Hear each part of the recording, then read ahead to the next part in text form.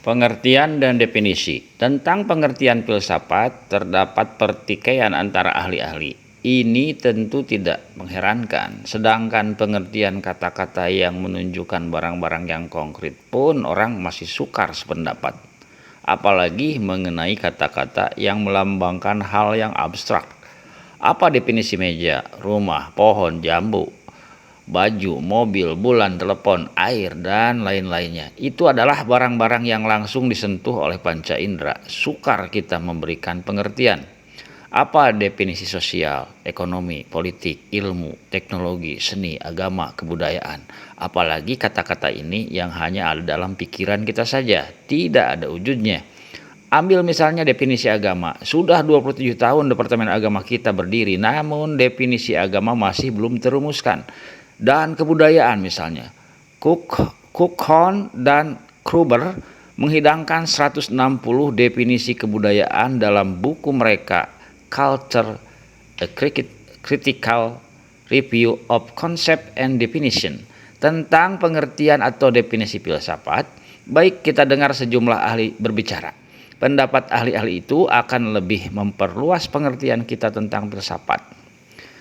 Plato mengatakan filsafat tidaklah lain daripada pengetahuan tentang segala yang ada. Dalam kurun Plato belum tumbuh diferensiasi pengetahuan. Belum ada batas antara ilmu dan filsafat. Untuk menjadi filosof, orang harus menguasai semua pengetahuan yang ada ketika itu. Hal ini tentu mungkin karena jumlah atau volume pengetahuan belum sebanyak seperti dalam kurun waktu kita, ketika satu otak tak mampu menguasai semua pengetahuan yang ada.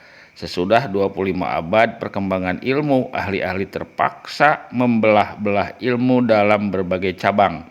Cabang itu terpaksa dibelah lagi dalam ranting-ranting, itu dibelah lagi dalam subranting. Jangankan suatu cabang, suatu ranting ilmu pun tak ada otak yang mampu mempelajarinya. Ambil misalnya ilmu kedokteran. Adakah seseorang dokter yang mampu menguasai cabang ilmu ini? Betapapun dokter yang mampu menguasai cabang ilmu ini, dokter yang mampu menguasai pintarnya dan sekalipun kepadanya diberikan umur beberapa generasi, tidak ada, karena ilmu dibelah-belah, umum dan khusus, disebut spesialis. Yang spesialis itu ada yang khusus untuk perempuan hamil saja, untuk anak-anak saja, untuk mata saja, untuk gigi saja, untuk paru-paru saja, untuk saraf saja, untuk jantung saja, untuk pembedahan saja, dan sebagainya. Karena itu pengertian Plato tentang filsafat tidak lagi cocok dengan zaman sekarang. Yang dituntut dari seseorang yang akan menjadi filosof hanyalah ia harus ahli atau spesialis dalam salah satu ranting atau subranting ilmu, baru tersedia kemungkinan baginya untuk berfilsafat. Aristoteles beranggapan bahwa kewajiban filsafat ialah menyelidiki sebab dan asas segala sesuatu, segala benda. Dengan demikian filsafat bersifat ilmu yang umum sekali. Tugas penyelidikan tentang sebab telah dibagi sekarang oleh filsafat dengan ilmu. Sebab awal atau sebab yang pertama masuk bidang filsafat. Sedangkan pertanyaan, apa sebab kejadian masih menjadi medan ilmu? Tentang asas dan sebab yang pertama masuk dalam medan filsafat. Filsafat adalah pengetahuan tentang ilmu tinggi-tinggi saja dan jalan untuk mencapai ilmu itu. Filsafat ialah induk segala ilmu dunia, ilmu kepunyaan dewata. Sekarang pun orang beranggapan filsafatlah yang menggerakkan, yang melahirkan berbagai ilmu. Suatu masalah dibicarakan filsafat dapat menggerakkan ahli untuk melakukan riset. Hasil riset menumbuhkan ilmu. Itu pendapat Cicero. Sekarang masuk pendapat Epicurus. Epicurus memandang filsafat sebagai jalan mencari kepuasan dan kesenangan dalam hidup.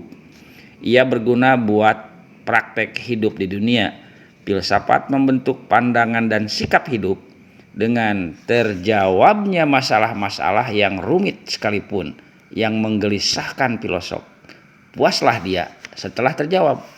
Pandangan dan sikap itu menggariskan praktek hidup dengan memahami hakikat hidup yang pertanyaannya beragam sekali. Memahami asal dan tujuan hidup. Mungkinkah orang mencapai kesenangan? Kant, Immanuel Kant maksudnya. Bagi Kant, filsafat adalah pokok dan pangkal segala pengetahuan dan pekerjaan. Diajukannya 4 pertanyaan yang menggariskan lapangan filsafat. 1. Apa yang bisa kita ketahui? Dijawab oleh filsafat metafisik. Yang kedua, apa yang boleh kita kerjakan? Dijawab oleh filsafat etika.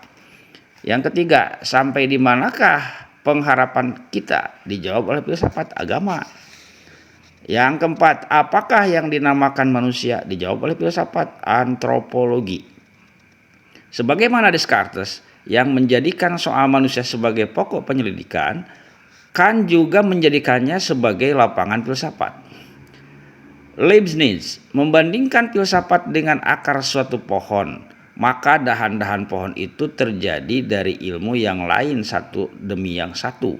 Dahan tumbuh dan diberi makan oleh akar. Tanpa akar, dahan itu akan layu dan akan mati. Demikianlah perbandingan antara filsafat dan ilmu.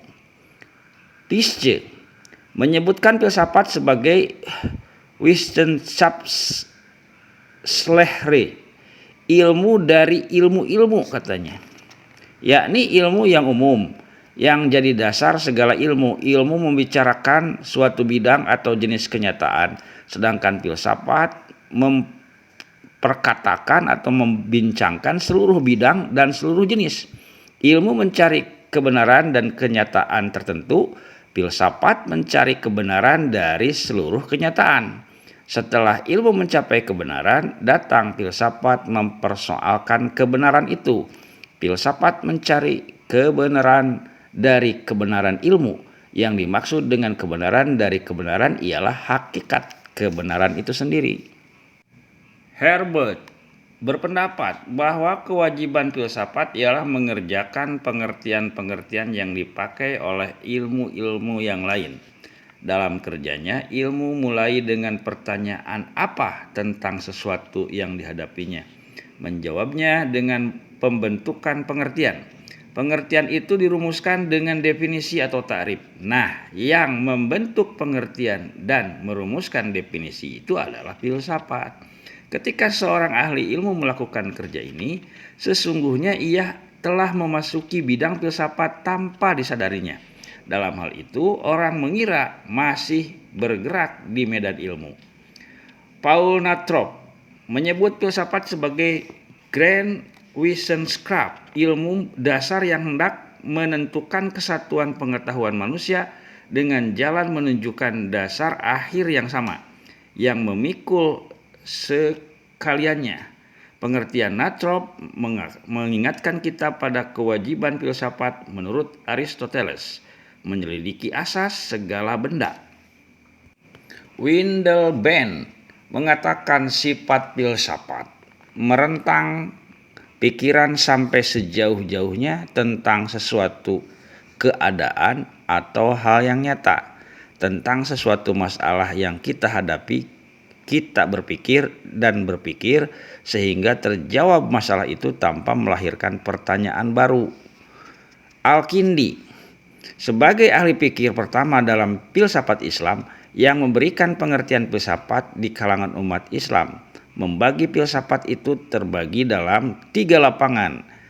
Yang pertama, ilmu fisika, ilmu tabiat merupakan tingkatan terendah. B. Ilmu matematik, al-ilmu ur-riyadi, tingkat tengah. C. Ilmu ketuhanan, al-ilmu rububiyah, tingkatan tertinggi. Yang pertama adalah tingkatan alam nyata, terdiri dari benda-benda konkret yang dapat ditangkap panca indera. Yang kedua, berhubungan dengan benda juga tapi mempunyai wujud tersendiri yang dapat dipastikan dengan angka-angka, misalnya ilmu bintang, teknologi, astronomi, musik, dan lain sebagainya. Dan yang ketiga, tidak berhubungan dengan benda sama sekali, yaitu soal ketuhanan. Pembagian filsafat Al-Farabi memuliakan filsafat dengan menyamakan tujuannya dengan agama. Keduanya bertujuan mengetahui semua wujud. Perbedaan terletak pada dasar setumpunya. Filsafat bertumpu pada budi, memakai dalil-dalil yang disusun oleh budi dan ditunjukkan kepada golongan tertentu, yaitu golongan berpikir. Sedangkan agama memakai cara ikna'i dengan kiasan serta gambaran yang memuaskan hati, ditujukan kepada semua orang dan bangsa. Filsafat, katanya, ialah mengetahui semua yang wujud karena ia wujud. Al ilmu bil maujudat bima hiya maujudah. Berbeda daripada Al-Kindi, Al-Farabi membagi dua lapangan filsafat, yakni filsafat teori al-falsafah an-nadoriyah, mengetahui sesuatu yang ada tanpa tuntunan untuk mewujudkannya dalam amal. Lapangan ini meliputi ilmu matematik, ilmu at-ta'lim, ilmu fisika, al-ilmu at-tubai, dan ilmu metafisika, ilmu ma'bad at-tabaiyat. Masing-masing cabang ini mempunyai ranting-rantingnya tersendiri. Yang kedua, filsafat praktek al-falsafah al-amaliyah, mengetahui sesuatu yang seharusnya diwujudkan dengan amal, yang melahirkan tenaga untuk melakukan bagian-bagiannya yang baik. Amalan itu ada yang mengenai individu disebut ilmu akhlak, yaitu laku perbuatan baik yang seharusnya dikerjakan oleh tiap orang. Ada pula yang mengenai masyarakat disebut al-falsafah al-madaniyah, filsafat politik, yaitu laku perbuatan baik yang seharusnya dikerjakan oleh penduduk sebuah negeri. Tujuan terpenting mempelajari filsafat ialah mengetahui Tuhan yang Maha Esa. Seorang filosof atau al-hakim ialah orang yang memiliki pengetahuan tentang al-wajib lidzatihi, zat yang ada dengan sendirinya, wujud yang sempurna. Makhluk adalah wujud yang tidak sempurna. Karena itu pengetahuan tentang makhluk adalah pengetahuan yang tak sempurna. Filsafat bisa tercapai dengan kemampuan membedakan antara yang benar dan yang salah, kepandaian untuk diperdapat dengan tenaga pikiran untuk mengetahui kebenaran. Tenaga itu terwujud apabila kita memiliki kesanggupan mengetahui bahwa perkara yang salah itu salah, kemudian kita jauhi ia. Dengan mampu kita mengetahui kesalahan yang kelihatannya benar sehingga kita tidak tertipu. Sebaliknya dapat pula kita mengetahui hal yang hakikatnya benar tetapi kelihatannya salah sehingga kita tidak menyalahkannya. Ilmu yang memberikan tenaga pikiran dan kemampuan membedakan itu ialah ilmu mantik, yang menurut Al-Farabi merupakan alat filsafat. Menurut pandangan sekarang, ilmu itu masuk dalam lapangan filsafat juga, yakni teori pengetahuan. Footnote dulu ya. Ilmu mantik yakni ilmu logowiyah, ilmu bertutur benar. Istilah ilmu tentang hukum berpikir, mencari dalil, menggerakkan pikiran kepada jalan yang lurus dalam memperoleh suatu definisi dan kebenaran. Membahas hukum yang umum untuk pikiran, menghindarkan pikiran dari kesalahan. Istilah Belanda logika. Ibnu Sina sekarang.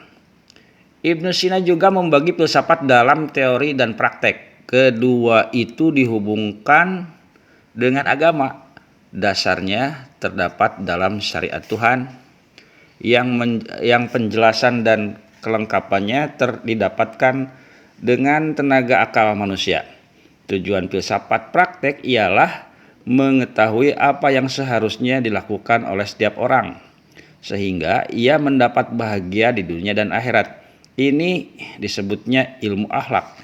Filsafat juga mencakup undang-undang, yaitu apa yang sebenarnya dan seharusnya dilakukan oleh tiap orang dalam hubungannya dengan rumah tangga dan negara. Tingkat-tingkat filsafat Ikhwanus Sofa. Kaum Ikhwanus Sofa membagi filsafat bertingkat-tingkat. Pertama, cinta kepada ilmu. Kedua, mengetahui hakikat wujud menurut kemampuan manusia. Ketiga, berkata dan berlaku sesuai dengan ilmu. Lapangan filsafat terbagi dalam 4 bidang: matematika, logika, fisika, dan ilmu ketuhanan. Footnote: Ikhwanus Sofa, golongan yang berpikir dan mendiskusikan filsafat dengan sembunyi-sembunyi setelah masa Al-Ma'mun pada pertengahan abad ke-9 dan selanjutnya ketika kebebasan berpikir ditindas oleh penguasa. Terus-menerus dapat kita kutip pengertian atau definisi filsafat menurut filosof-filosof sendiri. Kita dapat berfilsafat tentang pengertian filsafat. Tetapi cukuplah sekian kutipan-kutipan kita. Berbagai pendapat filosof itu sengaja dihidangkan untuk lebih memperluas pemahaman tentang pengertian filsafat. Pemahaman akan bertambah manakala kita kaji etimologi kata filsafat. Kata itu berasal dari bahasa Yunani. Bangsa Yunani lah yang mula-mula berfilsafat. Seperti yang lazim dipahami orang, kata itu bersifat majemuk, berasal dari philos dan sophia. Kata yang pertama berarti sahabat, yang kedua pengetahuan kebijaksanaan. Dalam bahasa Belanda atau wisdom, kata bahasa Inggris, dan hikmah dalam bahasa Arab. Terdapat terhadap sahabat cinta. Maka filosofia menurut logat atau arti kata ialah cinta pada pengetahuan bijaksana. Karena itu mengusahakannya, bukan saja mengetahuinya. Inilah pengertian yang awal. Sesudah itu pengertiannya terbatas. Semua ilmu pengetahuan yang membicarakan hakikat. Pada Aristoteles, pengertiannya makin terbatas. Ia menyebut filsafat yang pertama, yang kelak dinamakan metafisik, yang mula-mula memakai kata filosof atau kata filosof itu adalah Heraklitos. Pengetahuan bijaksana memberi kebenaran. Orang yang mencintai pengetahuan bijaksana karena itu mencari adalah orang yang cinta kepada kebenaran. Tentang mencari kebenaran adalah karakteristik para tiap filosof sampai saat ini. Kebenaran yang dicarinya bukan kebenaran yang berkeping-keping, tapi kebenaran yang umum, yang universal. Karena itu, suatu filsafat dapat juga dikatakan sistem kebenaran tentang sesuatu.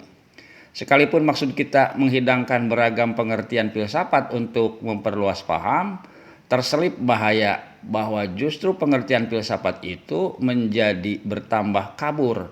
Memang kalau kita dengar berbagai pengertian dan definisi yang saling beda itu, mungkin bertambah tidak jelas apa yang dikatakan dan dimaksud dengan filsafat. Kesukaran definisi filsafat. Inilah yang diperingatkan oleh Hatta dalam pendahuluannya Alam Pikiran Yunani. Apa sebenarnya yang disebut filosofi? Lebih baik jangan dipersoalkan pada permulaan menempuhnya. Akan hilang jalan nanti karena banyak ragam dan paham. Tiap-tiap ahli berlainan pendapatnya tentang apa yang dikatakan filosofi. Tiap-tiap filosof pun lain-lain pula tujuannya. Dan juga Langevin dalam bukunya Auf Weg naar Wijsgericht Denken mengelakkan untuk memberikan pengertian langsung tentang filsafat. Atas pertanyaan apa itu filsafat, dijawabnya apa itu filsafat, akhirnya hanya kita ketahui dengan berfilsafat. Dan bagaimana kita memasuki filsafat itu, kita berada di dalamnya. Manakala kita memikirkan pertanyaan apapun secara radikal, yakni dari dasar sampai kepada konsekuensinya yang terakhir, sistematis, yakni dalam penuturan yang logis dan dalam urutan yang dan saling hubung serta bertanggung jawab dalam ikatan dengan keseluruhannya. Apa yang terbentuk sebagai keseluruhan tersebut, penuturan dan uraian disebut filsafat. Filsafat terbentuk karena berfilsafat. Benar juga Lepengel, pengertian filsafat berbeda-beda antara filosof dan ahli filsafat, tetapi cara filosof itu menghasilkan atau membentuk filsafat memperlihatkan persamaan yang umum. Filsafat adalah hasil dari berfilsafat. Kita elakkan masalah perbedaan dan pertikaian pengertian dan definisi filsafat dengan jalan merumuskan definisi berfilsafat. 1. Definisi filsafat. Berfilsafat ialah mencari kebenaran dan kebenaran untuk kebenaran tentang segala sesuatu yang dimasalahkan dengan berpikir secara radikal, sistematik, dan universal. Apabila seseorang berpikir demikian dalam menghadapi masalah dalam hubungannya dengan kebenaran, adalah orang itu telah memasuki filsafat. Penuturan dan uraian yang tersusun oleh pemikirannya itu adalah filsafat juga. Bertolak dari kata kerjanya, kita dapat merumuskan kata bendanya. Filsafat adalah sistem kebenaran tentang segala sesuatu yang dipersoalkan sebagai hasil dari berpikir secara radikal, sistematik, dan universal. Mari kita bahas sejenak definisi kita tentang filsafat. Pengetahuan indera menangkap kenyataan sepanjang yang diterima oleh panca indera. Apakah kenyataan itu benar? Apakah benar hujan itu berasal dari langit? Apakah benar sampai di tanah ia hilang? Ilmu melakukan penelitian dan pemikiran. Terdapatlah kebenaran tentang kenyataan, atau terjangkaulah kebenaran yang berada di belakang kenyataan, bahwa hujan itu sesungguhnya berasal dari bawah, yaitu laut, bahwa titik-titik hujan yang jatuh ke tanah tidaklah hilang tetapi berkumpul di atas lapisan tanah yang keras di dalam tanah. Apakah benar air hujan itu berasal dari laut? Filsafat mencari kebenaran dari kebenaran itu. Air hujan dan seluruh air secara universal maksudnya berasal dari persenyawaan antara hidrogen H dan oksigen dalam perbandingan 2:1. Persenyawaan itu adalah hukum materi, dan materi adalah hakikat dari segala yang ada, awal dan akhirnya. Atau persenyawaan itu adalah sunatullah, hukum yang digariskan Allah. Allah itu adalah pencipta segala yang ada, dialah yang awal dan dialah yang akhir. Demikianlah kebenaran dari kebenaran yang diberikan oleh filsafat. Tujuan mencari kebenaran. Untuk apa filsafat itu mencari kebenaran? Ia mencari kebenaran bukan untuk mendapat pujian, kemuliaan, kedudukan, keharuman nama, bahkan bukan untuk menegakkan benang basah dan sebagainya. Ia mencari kebenaran itu demi kebenaran itu sendiri. Disinilah terletak mulianya kerja filosof itu. Filosof yang sesungguhnya mengabdi kepada kebenaran. Ia menghadapi suatu masalah. Masalah itu menantang pikirannya. Pikirannya tak senang diam begitu saja menghadapinya. Sebelum masalah itu terpecahkan, ia gelisah. Apabila ia dapat memecahkan masalah itu, yang bermakna ia menemukan kebenaran tentang soal tersebut, puaslah dia. Dalam hal mencari kebenaran, filosof itu ada persamaannya dengan seniman yang mencipta karya dan kanak-kanak yang bermain-main. Seniman mencipta karena ia ingin mencipta, karena ia menghayati keindahan dalam hatinya. Kanak-kanak bermain-main tidak ada tujuannya yang lain daripada bermain-main itu sendiri. Mereka bikin rumah-rumahan, sekolah-sekolahan, benteng-bentengan yang mereka bongkar kembali setelah mainnya itu selesai. Apa tujuan membuat itu? Hanyalah untuk bermain-main, karena ia menghayati gerak dalam hatinya. Demikian pula filosof berpikir mencari kebenaran karena ia menghayati masalah. Apa saja yang dapat menjadi masalah pada mereka yang menjawab pertanyaan dengan warisan yang diterimanya dari adat, mitos, legenda, kepercayaan masyarakat misalnya, agama, pengetahuan sekolah dan sebagainya. Tidak ada soal. Orang awam tidak mempunyai persoalan, tetapi filosof menyaksikan warisan itu, menyaksikan jawaban yang sudah ada. yang disampaikan oleh warisan itu. Kesangsian itu membentuk pertanyaan. Pertanyaan itu menuntut jawaban. Maka berpikirlah filosof untuk menyusun jawaban. Filosof adalah orang yang berani dalam pemikiran. Selanjutnya, berani dalam sikap dan pandangan hidup sebagai hasil dari pemikiran itu. Ia berani untuk menyaksikan kenyataan yang dihadapinya. Warisan misalnya, warisan adat, anggapan umum, kepercayaan, pengetahuan yang diterimanya. Ia berani bertanya, ia juga berani menjawab. Sekalipun pertanyaan itu menyinggung sesuatu yang dimuliakan, dihormati atau disucikan masyarakat, sekalipun jawaban itu menantang dan menentang kepercayaan masyarakatnya. Orang awam hanya mengamati dengan panca inderanya, maka ia mendapat pengetahuan yang dianggapnya benar. Ilmuwan melakukan penelitian dan pemikiran atas hasil penelitian itu, maka ia mendapat pengetahuan yang benar. Karena kebenaran itu hasil dari penelitian, maka penelitian pun yang dapat membuktikan atau mengingkari kebenaran ilmuwan. Filsafat dan ilmu. Adapun filosof kerjanya hanya berpikir, tidak melakukan riset atau eksperimen. Ia diserahkannya kepada ilmuwan. Hasil ilmuwan itu menjadi bahan pemikirannya. Ilmuwan di samping meneliti, ia juga berpikir. Cara berpikirnya itu radikal dan sistematik, tetapi cara dan sasaran pikirannya terbatas. Ia membatasi diri pada satu segi atau unsur kenyataan yang tujuannya sekeping kebenaran. Ilmuwan memikirkan tentang peristiwa hujan. Ia membatasi diri tentang apa sebabnya dan bagaimana peristiwanya, dan hal ini terkait dengan data. Ia tidak memikirkan apa maksud dan apa tujuan hujan. Tenaga apa yang menggerakkannya? Apakah asal tenaga itu dari materi atau roh? Pemikirannya membatasi diri pada peristiwa hujan. Dari yang terbatas, yaitu khusus, pemikirannya selanjutnya bergerak kepada yang umum. Ini adalah pemikiran filsafat tentang hujan sebagai sesuatu yang nyata. Filosof menentang pemikirannya sejauh-jauhnya. Menjadilah pemikiran itu bersifat universal. Makhluk yang berpikir adalah manusia. Manusia berpikir adalah filosof. Filosof adalah manusia, tetapi manusia bukan filosof. Semisal dengan sapi adalah hewan, tapi hewan bukan sapi. Berfilsafat adalah berpikir, tetapi berpikir bukanlah berfilsafat. Berpikir yang dikatakan berfilsafat adalah apabila berpikir itu mengandung 3 ciri.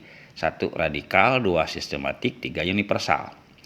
Ciri berpikir filsafat. Radikal berasal dari redik, bahasa Yunani, berarti akar. Berpikir radikal, berpikir sampai ke akar-akarnya, tidak tanggung-tanggung sampai kepada konsekuensinya yang terakhir. Berpikir itu tidak separuh-separuh, tidak berhenti di jalan, tapi terus sampai ke ujungnya. Tidak ada yang tabu, tidak ada yang suci, tidak ada yang terlarang bagi berpikir yang radikal itu. Sistematik. Berpikir sistematik ialah berpikir logis yang bergerak selangkah demi selangkah dengan penuh kesadaran, dengan urutan yang bertanggung jawab dan saling hubung kait yang teratur.